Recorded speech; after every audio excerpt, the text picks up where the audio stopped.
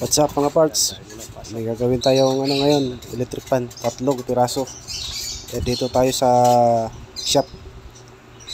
Sa pinapasukan ko. Ito. Sa ngayon, isa lang muna gagawin natin. Itong Hanabishi stand fan.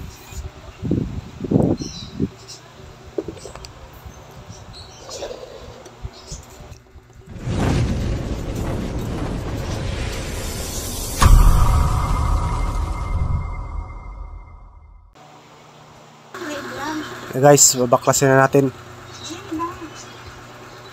Ay, testing muna pala. Kasi para malaman natin kung anong sira.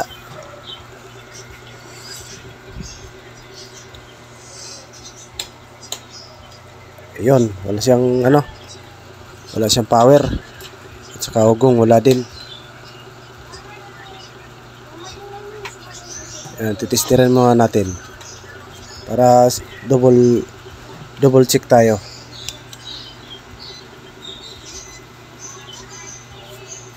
Ayan na, naka resistance.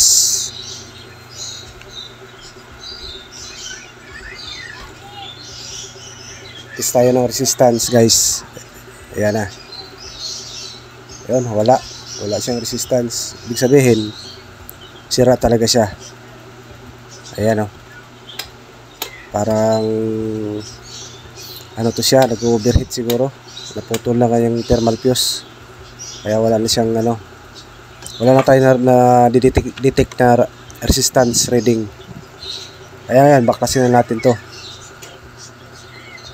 Disclaimer lang pala guys, itong mga ginagawa ko dito sa YouTube, yung mga in-upload yung video ay base lang po yan sa aking mga natutunan.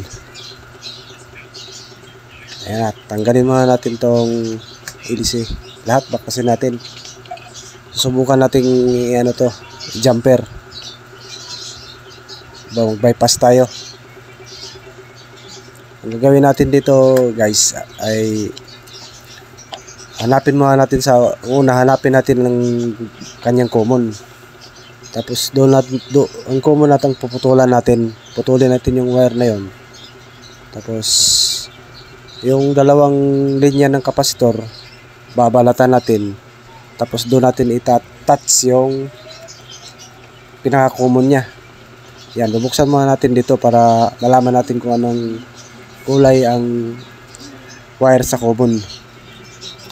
Kasi nandito yung power cord. Dito natin susundan.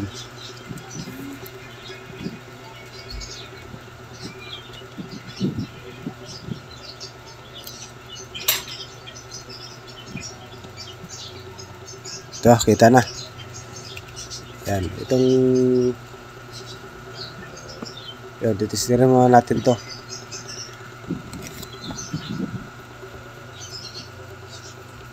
Malaman natin kung saan ang common. O, naka-buzzer tayo. Ito, sundutin natin tong may cover.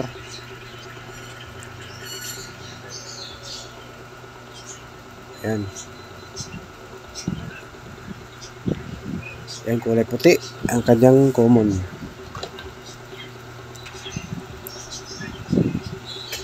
Ayan, putol ko na guys yung puti.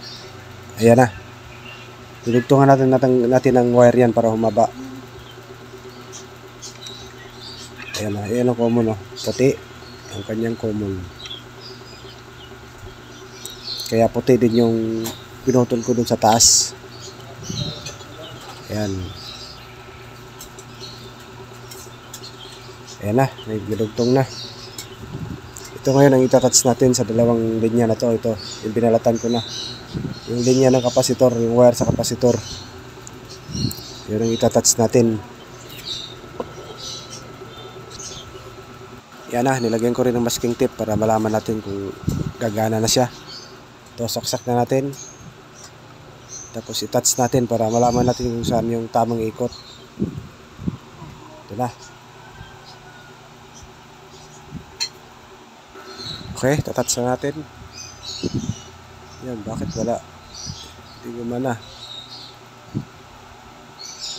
Wala, ayaw. So, di pala di pala natin napindot. Kaya pala hindi gumana. Pindot, lagay natin sa 1.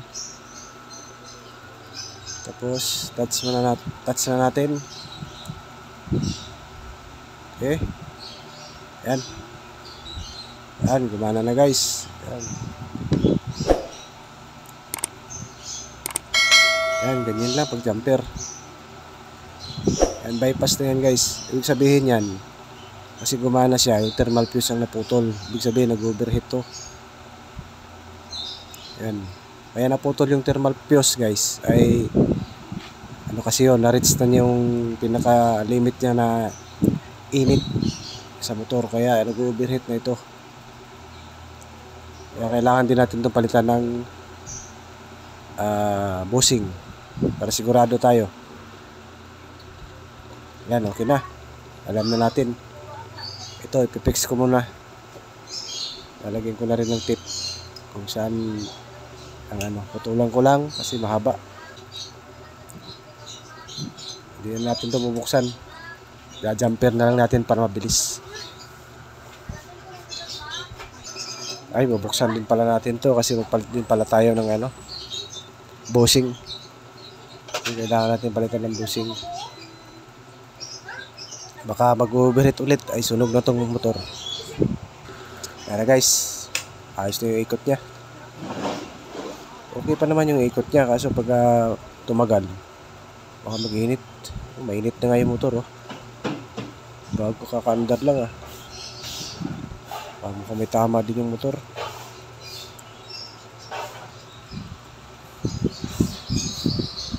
Ayan guys yung connection nya. Ayan, kinabit ko na sa kabila. Babalutin na lang yung isa natin mamaya. Ano guys, testingin muna natin. Kanina walang yan, walang resistance. Baka ngayon meron na yan kasi gumagana na siya Yan, test natin ulit. Ayan, ayusin muna natin yung ating camera.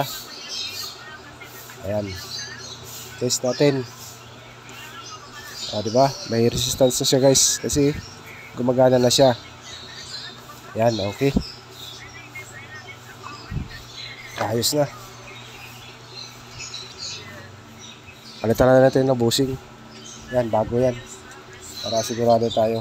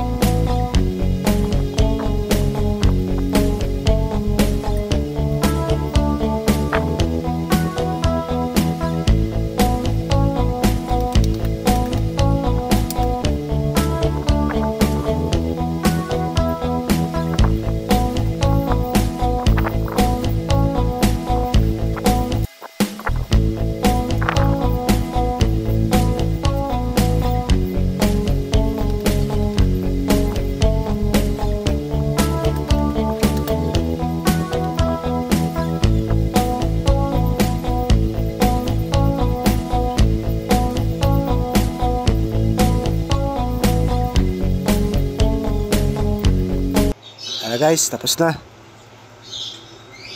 Ayan, testingin na lang natin.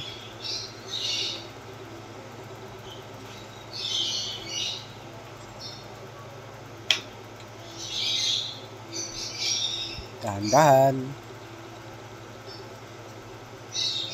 Ayan na. Mana na agad siya. Ayan guys, maraming salamat sa panonood. Sana matulungan niyo ako sa pamamagitan ng pag-subscribe sa aking channel. At kung gustuhan kong video ko, baka paki-like na lang din. Maraming salamat sa iyong panonood. Hanggang sa susunod nating video. Salamat.